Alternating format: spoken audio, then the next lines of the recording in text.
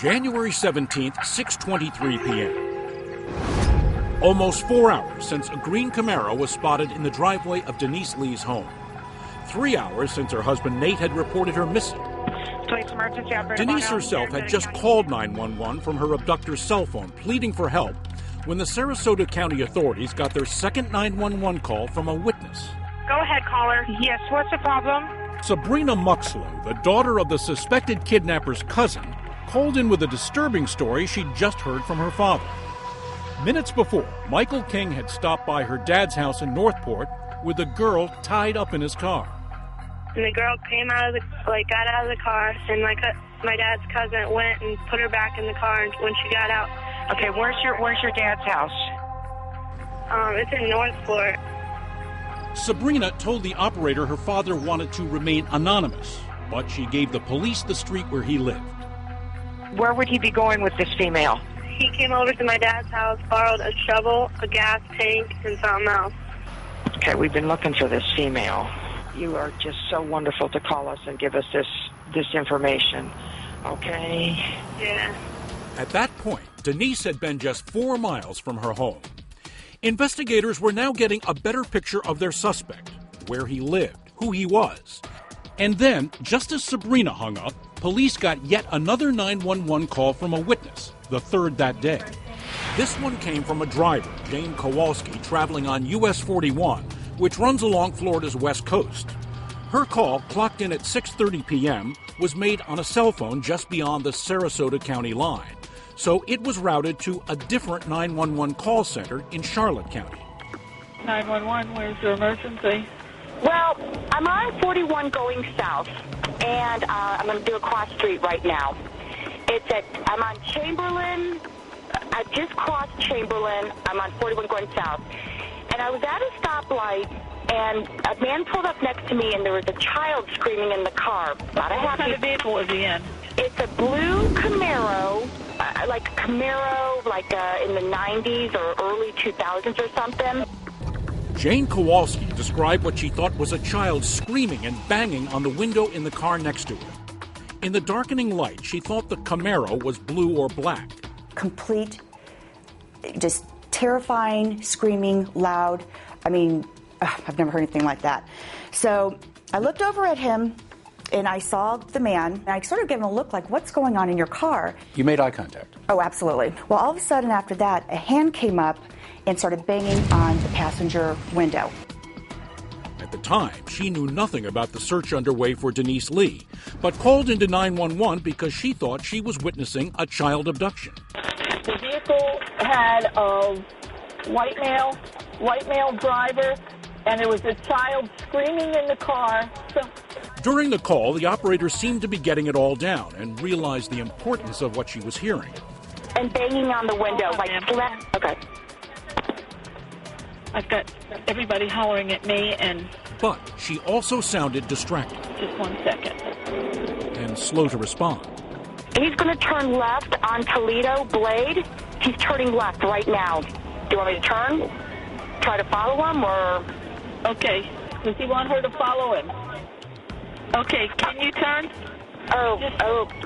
He just turned on Toledo Blade. I don't know if I can catch up. There's a bunch of traffic, and I can't get over. In her 911 call, Jane Kowalski describes this kind of slow-motion standoff with a suspicious driver. They're out here on this busy highway. She's in front, he's behind. They're only doing 35 miles an hour, and the traffic is just piling up behind them.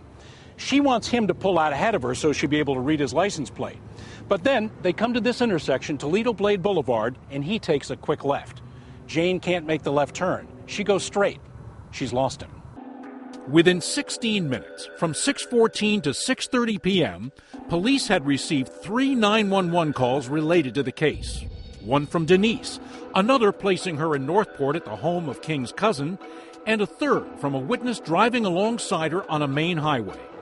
And yet the authorities, even with a helicopter above and patrol officers in 3 counties on the lookout, they could not locate that green Camaro and his screaming captain.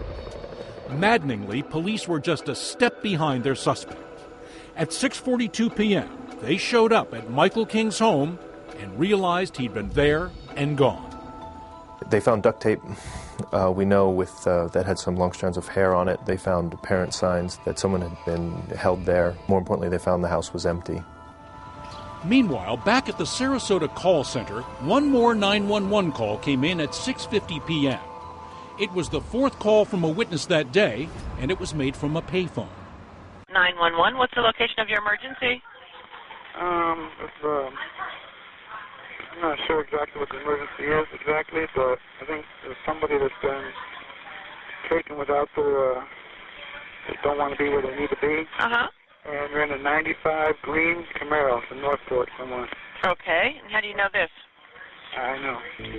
The man on the phone tried to remain anonymous. The information he provided a little disjointed. But he seemed to know something about what was going on in that green Camaro.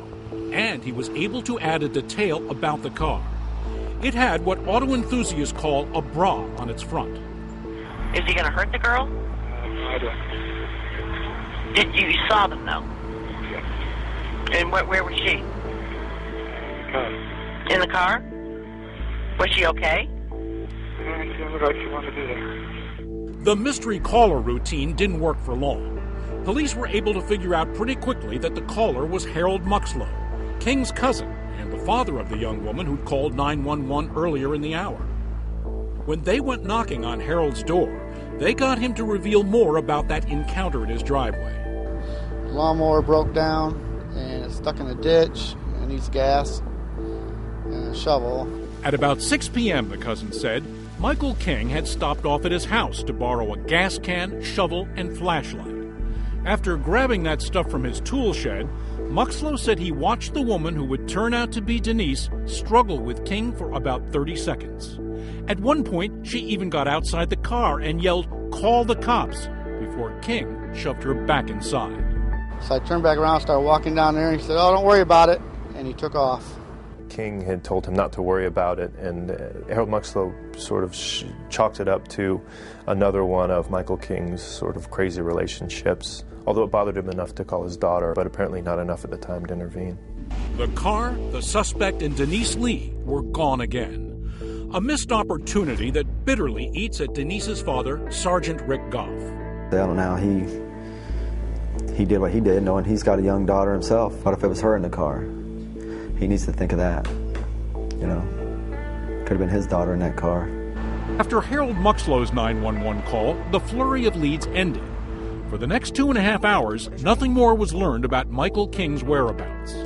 Until finally, at 9:16 p.m., when a trooper pulled over a 95 green Camaro with a black bra in front. King was behind the wheel, but Denise was nowhere to be found.